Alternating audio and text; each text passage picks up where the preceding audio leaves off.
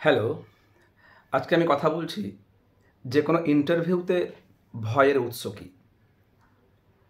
দেখা যায় যে কোনো ইন্টারভিউতে আমরা জানি সবাই যে আমাদের রাজ্যে বর্তমানে কামিং হয়তো 1 থেকে 3 মাসের মধ্যে অনেকগুলো ইন্টারভিউ অনেকে ফেস করবে। যেমন এসএসসির ইন্টারভিউ বা প্রাইমারি ইন্টারভিউ বা হয়তো পরে অনেকে হয়তো কলেজে বা অন্যান্য প্রাইভেট সেগমেন্টে ইন্টারভিউ ফেস করবে।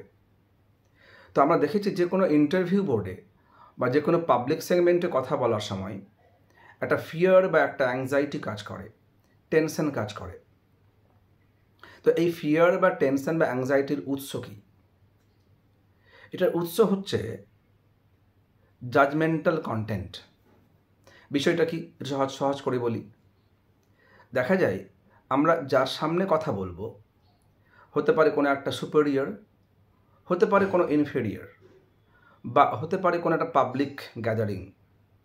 যদি এরকম হয় যে আমার ব্যাকআপ মাইন্ডে অর্থাৎ সাবকনশাস মাইন্ডে যদি আমি এটা সেট করে নিই যে আমাকে তারা বা তিনি জাজ করবেন, অর্থাৎ আমার ভুল ধরবেন, আমি কতটা ঠিক তা বিচার করবেন, আমি কতটা প্রপার কতটা কারেক্ট তা দেখছেন, যদি এইটা সাবকনশাস মাইন্ডে সেট হয়ে থাকে বা সেট করে নিই, তাহলে কিন্তু আমাদের মনের মধ্যে একটা অ্যাংজাইটি, টেনশন বা ভয়, যেটা আমাদের ফান্ডামেন্টাল ইমোশন, এটা কাজ করে, এটা এক্সাইট হয়।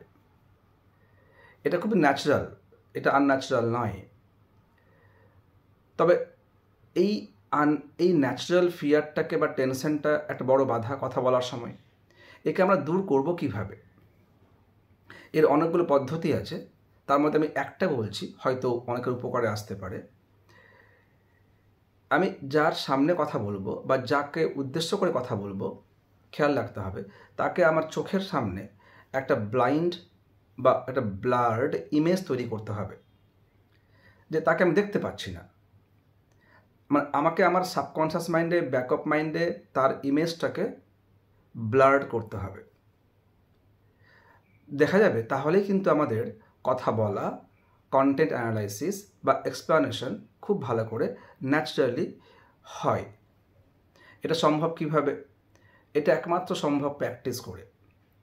পাবলিক ডোমেনে কথা বলে, বন্ধু মহলে কথা বলে, ইন ফ্রন্ট অফ দ্য সুপিরিয়ার্স কথা বলে, এই প্র্যাকটিস করে কথা বলেই কিন্তু আমরা এই একটা জাজমেন্টাল কন্টেন্টটাকে দূর করতে পারি। তাহলে যারা এই সমস্যায় ভুগছি, এইটা পদ্ধতি অ্যাপ্লাই করতে পারো। ঠিক আছে, থ্যাংক ইউ।